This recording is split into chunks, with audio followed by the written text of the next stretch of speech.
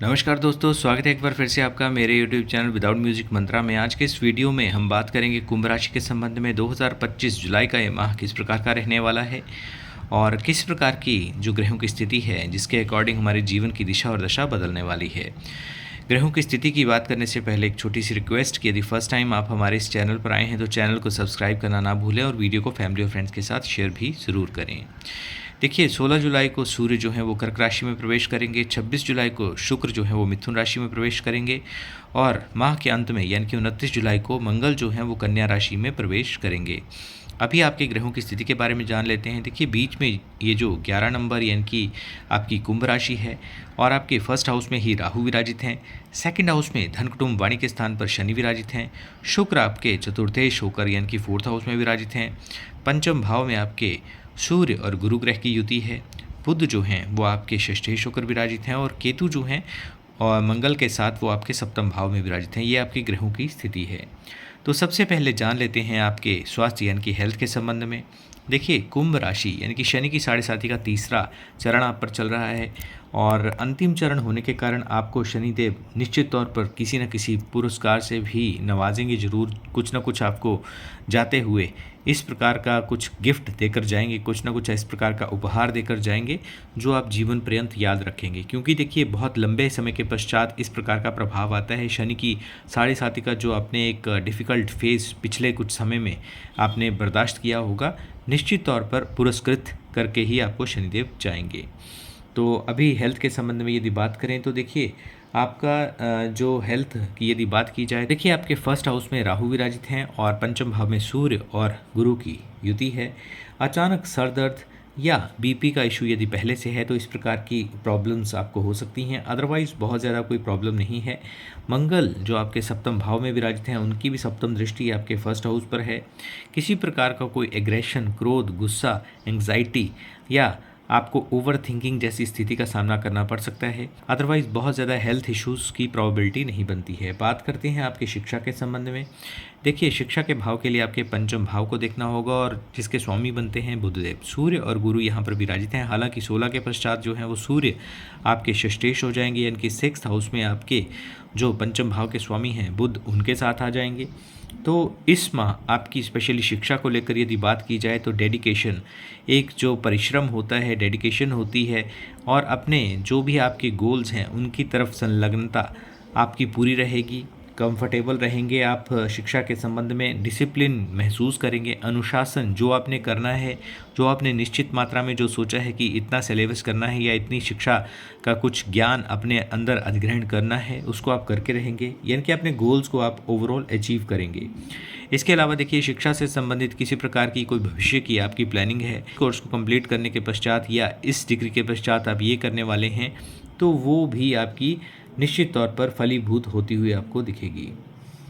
बुध देखिए आपके जो हैं वो आपके बुध जो हैं वो 12वें भाव को भी देख रहे हैं क्योंकि सिक्स्थ हाउस में विराजित होने के कारण। तो किसी प्रकार की व्यर्थ की भागदौड़ भी हो सकती है, यानी कि अननेसेसरी खर्चा या अननेसेसरी भागदौड़ की स्थितियों का भी आपको सामना करना पड़ सकता है।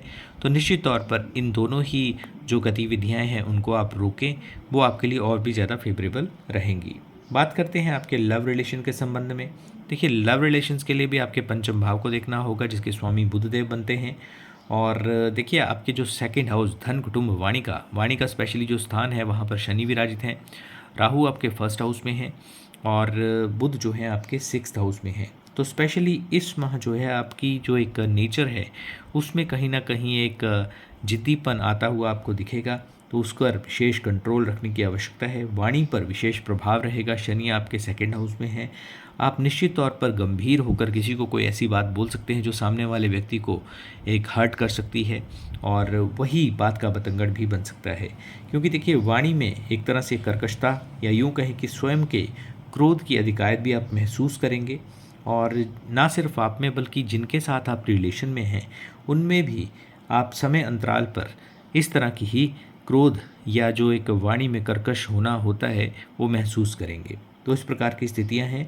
आप लव रिलेशंस या अपनी जो प्रेम संबंध है उनको अच्छा रहें, वाणी पर विशेष ध्यान रखें, अदरवाइज़ कहीं ना कहीं समस्या भी गंभीर हो सकती है, बढ़ सकती है। बात करते हैं आपके वैवाहिक संबंधों के विषय में देखिए इस माह जो आपके वैवाहिक संबंधों की बात करें तो आपके 7th हाउस दाम्पत्य भाव में आपके मंगल और केतु विराजित हैं और फर्स्ट हाउस में आपके राहु विराजित हैं। निश्चित तौर पर अपने पार्टनर को किसी भी प्रकार से कम आंकने का प्रयास ना करें। आप पुरुष हैं, आप महिला हैं, आप हस्बैंड हैं या वाइफ हैं, आपको ये ज़रूर ध्यान रखना है कि इस माह आपके जो पार्टनर हैं उनमें कहीं ना कहीं एग्रेशन आप महसूस करेंगे। आप देखेंगे कि उनके जो एक मूल स्वभाव है उसमें परिवर्तन आया है। चिड़चिड़ापन आप देखेंगे, छोटी छोटी बातों पर आर्गुमेंट्स करने की स्थितियां बनेंगी।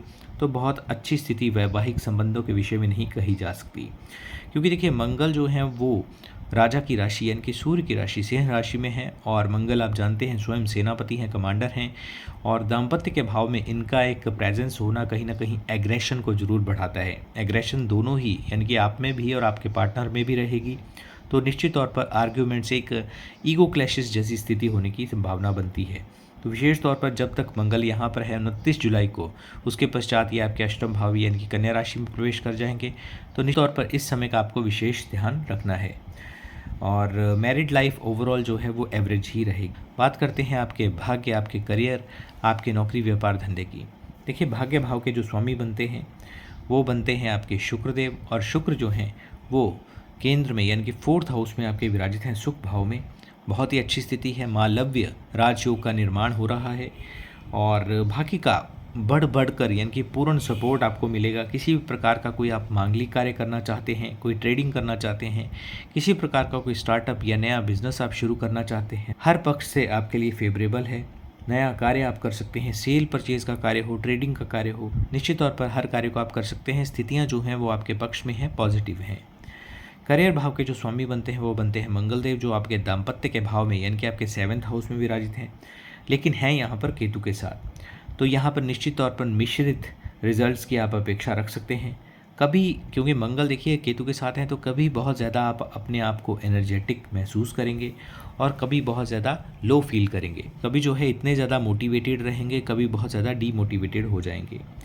जो भी आप कार्य करते हैं, आप नौकरी करते हैं, आप व्यवसाय करते हैं, आपको इनमें एक शंका अपने ही कार्य के प्रति यानी कि एक शंका की अनुभूति महसूस होगी। और देखिए केतु यहाँ पर साथ में है तो एक रिक्तता महसूस होगी, यानी कि आप जितना भी अच्छा कार्य कर लें लेकिन आप इस प्रकार का अनुभव करेंगे कि इससे और अच्छा हो सकता था। और किसी भी प्रकार का, क्योंकि आपके फर्स्ट हाउस पर यहाँ के बैठे हुए मंगल, सप्तम भाव में बैठे हुए मंगल जो हैं वो आपके हाउस को भी देख रहे हैं, तो किसी से व्यर्थ में उलझे ना, आर्ग्यूमेंट्स ना करें। स्पेशली जो व्यापार क्षेत्र है या आपका जो कार्य क्षेत्र है वहाँ पर चाहे कैसी भी परिस्थितियाँ हों, अपने को सही प्रदर्शित करने के लिए कभी भी आर्ग्यूमेंट्स ना करें, अन्यथा स्थितियाँ जो हैं वो अपने लिए अनफेवरेबल हो सकती हैं। बात करें जॉब के विषय में तो देखिए 19 जुलाई के पश्चात जो है जॉब मिलने की संभावना ज़्यादा बनती है और बिज़नेस जो है इस माह सामान्य ही रहेगा। क्या उपाय करने चाहिए जिससे ये माह और भी अच्छा जाए? तो देखिए शनि के बीज मंत्र का जाप करना आपके लिए बहुत फेवरेबल है। ओम प्राम प्रीम प्रॉम से शनिश्चराय नमः, इस मंत्र का आप जाप करें। बुध के बीज मंत्र का जाप करना, क्योंकि आपके षष्ठेश होकर बैठे हैं आपके प्रेम भाव के जो स्वामी हैं, और बुध के बीज मंत्र यानी कि ओम ब्राम ब्रीम ब्रॉम से बुद्धाय नमः, इस मंत्र का जाप भी आप 1, 3, 5, 7, 9, 11 की संख्या में अपनी समय की अनुकूलता को देखते हुए कर सकते हैं, बट एटलीस्ट एक माला जरूर करें। और इसके अलावा किसी गरीब व्यक्ति को किसी भी प्रकार का वस्त्र दान जरूर करें। सॉक्स दे सकते हैं, शर्ट दे सकते हैं, किसी भी प्रकार का वस्त्र जो है वो दान जरूर करें। तो दोस्तों ये था कुंभ राशि के संबंध में आज का वीडियो। आई होप कि आपको वीडियो अच्छा लगा होगा। चैनल को सब्सक्राइब करें और वीडियो को फैमिली और फ्रेंड्स के साथ शेयर करना ना भूलें। धन्यवाद।